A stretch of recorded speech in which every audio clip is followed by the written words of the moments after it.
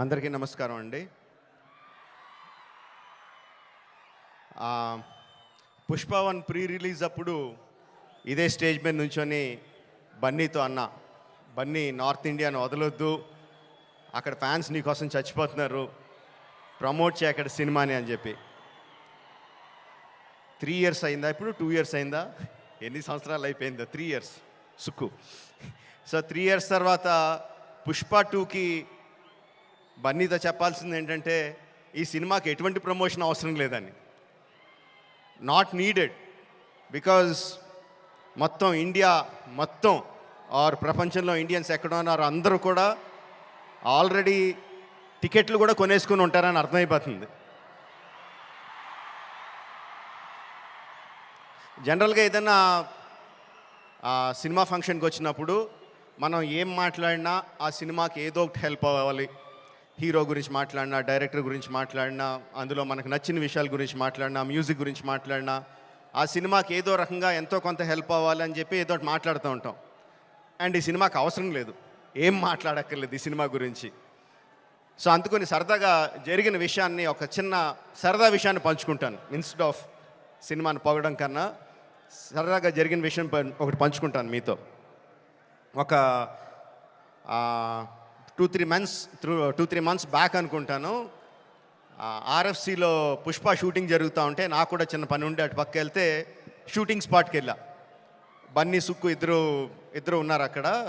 కొంతసేపు పిచ్చామాటి మాట్లాడిన తర్వాత సుక్కు, సార్ సినిమాలో ఒక సీన్ చూస్తారా అని అడిగాడు. ఎందుకు చూడండి సుక్కు, చూస్తానన్నా.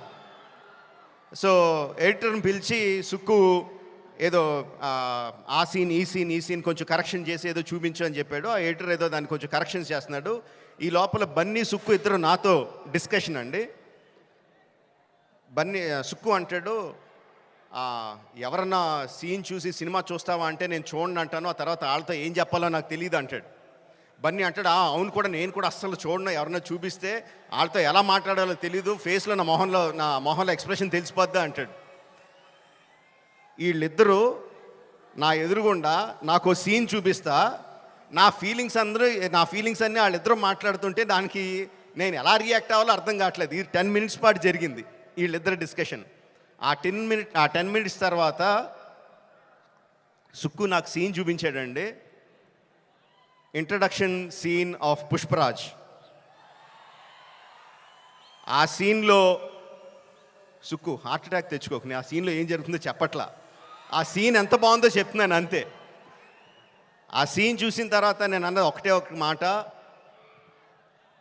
ఈ సీన్కి దేవి ఎంత మ్యూజిక్ ఇవ్వగలిగితే అంత, ఎంత స్కోప్ కావాలంటే అంత, ఏ రేంజ్కి తీసుకెళ్లాలంటే ఆ రేంజ్, అంత ఎక్సలెంట్ సీన్ చూపించాడు సుక్కు. అండ్ బన్నీ ఎరగొచ్చాడు. అది నేను జస్ట్ ఇంట్రడక్షన్ పోర్షన్ ఒకటే చూశాను. ఇంకా సినిమా మొత్తం దాని తర్వాత ఎలా ఉంటుందో ఆబ్వియస్గా అర్థమైపోయింది. అండ్ December 5th కూడా కాదు, December 4th ఈవినింగ్కే ప్రపంచానికి అంతటికి కూడా అర్థమైపోతుంది. అంటే నాకు నిజంగా ఆల్ ద బెస్ట్ అని కూడా చెప్పాలనిపించట్లేదు, ఇంక ఈ సినిమాకి ఏమని చెప్పాలి. Okay, all the best to all of us. అదిగో వర్షం కూడా పడుతుంది, blessings from the heaven. December 4th evening, Pushparaj rule, only in theatres. Thank you very much.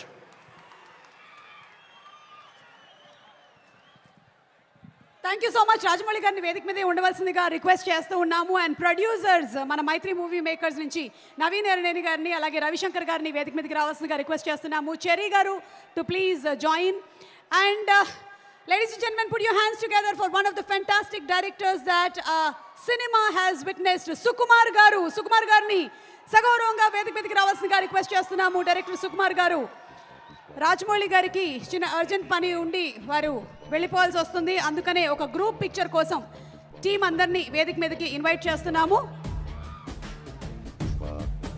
అలాగే మన rock star music director Devi Sri Prasad గారిని సాధారణంగా వేదిక మీదకి రావాల్సిందిగా రిక్వెస్ట్ చేస్తున్నాము.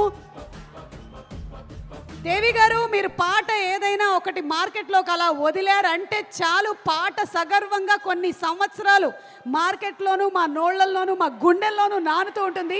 That is Devi Sri Prasad garu. You are the rock star Devi Sri garu. May we invite the cinematographer Kuba garu to please come on stage. Cinematographer Kuba గారిని వేదిక మీదకి ఆహ్వానిస్తున్నాము. అలాగే ఆర్ట్ ప్రొడక్షన్ డిజైనర్స్ రామకృష్ణ గారు, మౌనిక గారిని వేదిక మీదకి రావాల్సిన గారి రిక్వెస్ట్ చేస్తున్నాము. ఎడిటర్ నవీన్ నూలి గారి వేదిక మీదకి రావాల్సిన రిక్వెస్ట్ చేస్తున్నాము.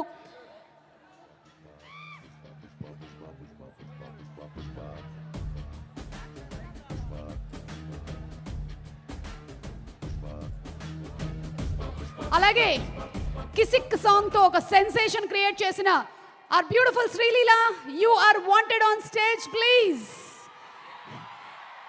ఎంతో మంది గుండెల్ని కొల్లగొట్టేస్తున్నటువంటి